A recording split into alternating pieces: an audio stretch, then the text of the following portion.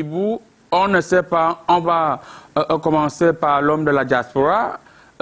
Alors, l'homme de la diaspora, quelle est la lecture et quel regard portez-vous sur ce qui se passe actuellement du côté de la FECAFOOT, à savoir la CAF qui a ouvert une enquête, le TAS qui a réhabilité toutes les décisions que le président de la FECAFOOT a balayées lorsqu'il a été élu, des accusations portées par le président de club contre le président de la FECAFOOT, des voix qui se lèvent même pour dire que le président de la FECAFOOT n'est pas un bon dirigeant. Pour vous, vous trouvez normal avec tout ce que le président de la FECAFOOT, nous on voit comment les stades sont en train de vouloir être construits.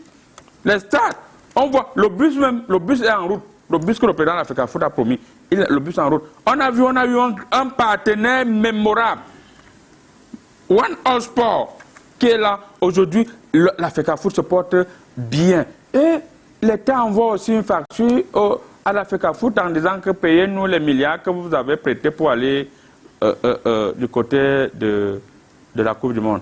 Est-ce qu'il n'y a pas acharnement sur Samuel Eto'o-Fils? Non, en fait, moi je pense que sur ce plateau, si j'avais été avec une élite... Est-ce que ce n'est pas de la provocation? Un peu comme le professeur Baïbek, c'est lui qui m'aurait compris, parce que les autres ne vont pas comprendre ce que je vais dire. Tentez de dire. Vous savez, en réalité, les hiboux, quand tu entends le hibou dans la nuit faire houloulou, houloulou, houloulou, oui, c'est que le lendemain matin... Ah, ce sont les hiboux de la diaspora. Parce que ici, tu vas entendre une mauvaise nouvelle le matin.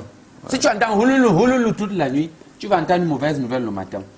Et ce que la TAS et la FIFA sont en train de faire, c'est une technique géopolitique qu'on appelle le CICIA.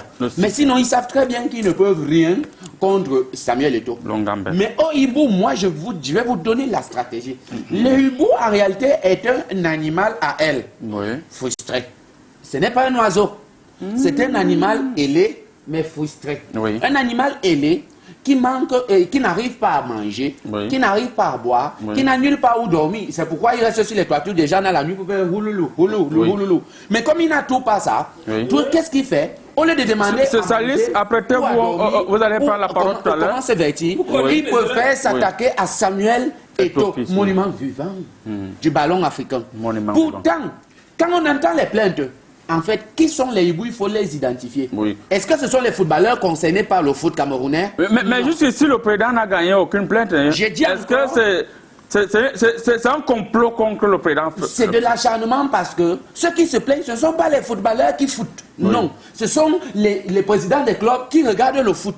Donc tu comprends que ce sont les anciens mangeurs qui pleurent aujourd'hui et les nouveaux mangeurs sont calmes. Donc laissez le président Samuel Eto'o redonner au football camerounais toute sa splendeur. Voilà. Merci. Alors, spécialiste de tout, il faut dire que vous avez écrit 30 000 livres sur le football.